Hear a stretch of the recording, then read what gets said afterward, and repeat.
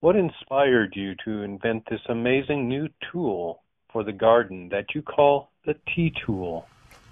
Well, I needed a tool that initially I had some real prostrate plants that I'd planted and had weeds that were coming up underneath of them. And then also I like to keep the soil, not let it get hard and keep it real mellow.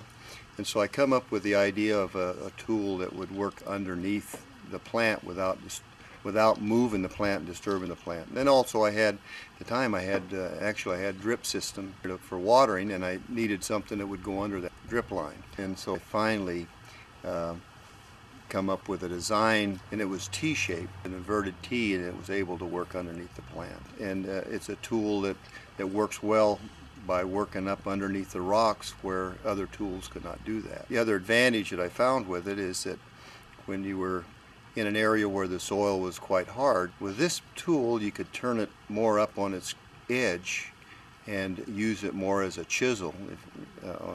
You just turn it up on its edge and you can knife through the soil and break it up, and then turn the blade flat and then use it as a cultivator. Because you can turn it up on the tip, you can work in real small areas that any other tool, most other tools will not do. So I've even found it handy in my lawn area where I have maybe a dandelion or something that's coming up in the lawn.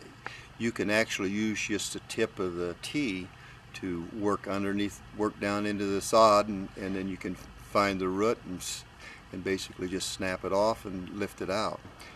If you have a fence line that has weeds growing up underneath the fence line, it'll actually go underneath the fence and cultivate underneath of the fence line. There's areas where you have a lot of vegetation, where this, with a single attachment point, knifes through the weeds. In other words, you can get underneath of them without the tool itself plugging up.